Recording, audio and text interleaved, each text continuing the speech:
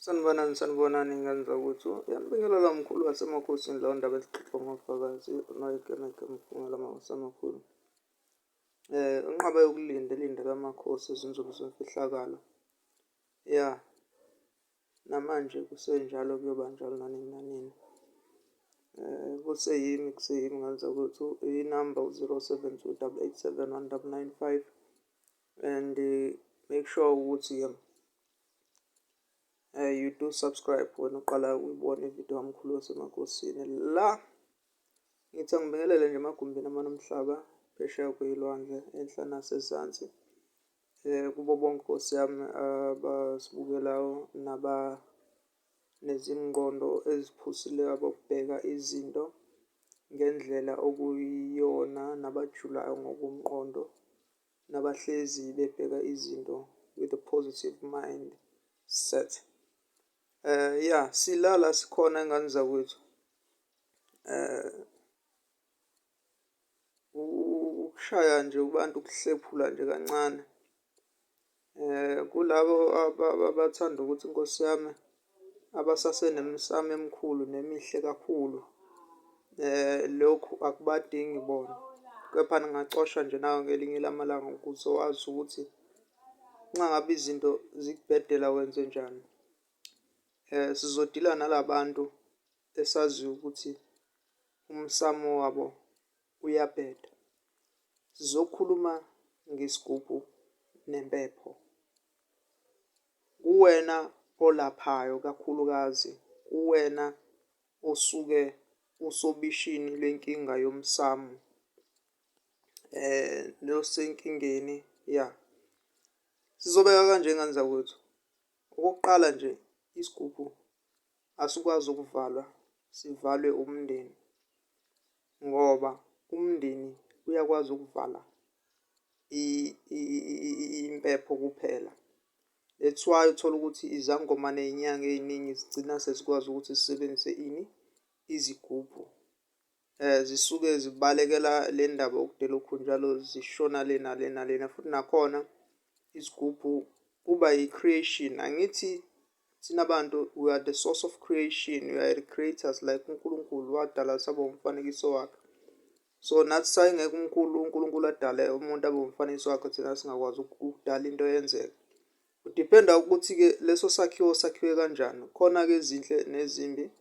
Angeke ngize ngigxile kakhulu kodwa ngizothi kuwena osuke uzazi ukuthi ufuna into esuke iphusile. Do i-research ngento yakho. Uthathe into oyaziyo. Ongafuni ukuyithatha nongafuni ukwenza njani njani. Kwazi ukuthi impepho abantu abaningi bayivala. Ngithi phela le emakhaya kini uthola ukuthi khona lo muntu okuwena abagangile asebevala impepho. Uthola ukuthi omunye umuntu uboshelwe nje ngey'nhliziyo baze bagcine bezohamba beyokhuluma ngisho nasey'mpepheni. Baboshelwe ngisho khona ngisho amanzi amnyama. Sebekuphehlela amanzi amnyama mngoma. Sebekuphehlela amanzi amnyama noma ungesisona-ke isangoma. Uhamba nje uyofuna isigubhu kumuntu ophusile nonobuchule balento uzokusiza. I-knowledge lana ngisho ukuthi nami njalo ngiyasebenzisa okwane kwasha kwacima. Futhi akudoke ligayele omunye umuntu lelo. Abasebenza la noma bala endlunkulu bayazi ukuthi kukhulunywa ngani. Bayazi nabazi abajwayele ukufika la ekhaya ukuthi uNkulunkulu uyakusebenzisa noma cha. Bathi-ke kula lento obaba omncane obani abasebenzisa iy'mpepho lapha ekhaya bayaloya. Sebekuloye baloya ekhaya kini. Bakhuluma ukuthanda kwabo lapha empepheni. Kukhona nohambile wayothwala noma kukhona nowenze njani njani. Ziningi iy'ndlela zokuvala leyo nto besides isigubhu. Besides ukuthini. Kodwa-ke sithi-ke la indaba isekuthenini impepho ivaleka kalula. Ziningi izangoma othola ukuthi kuphumile umuntu vele kwasekhaya kubo bevele ephume bengathandi ukuthi abe isangoma.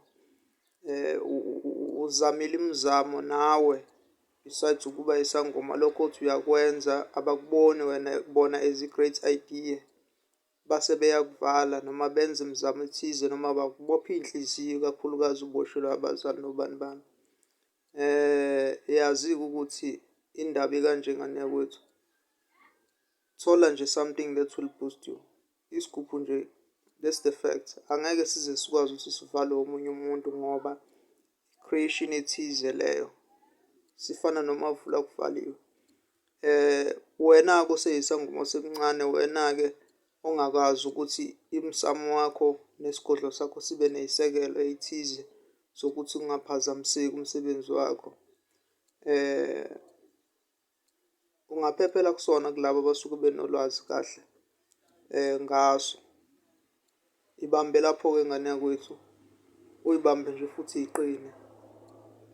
Wazi ukuthi awugxeki ugobela kanti kuvala iy'nhliziyo zabantu bakini, kanti kukhona abathakathile nabathakathe benza okuthile ekhaya.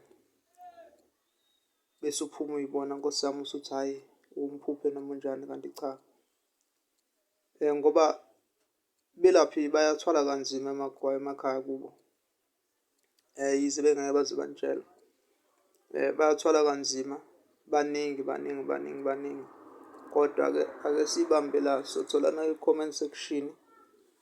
Nawe like ividiyo ubone ukuthi sonze njani. Inamba kusaseyiyo, mkhulu wasemakhosini. Benginazisa nje ngidlulisa umyalezo. Thokozani, amen.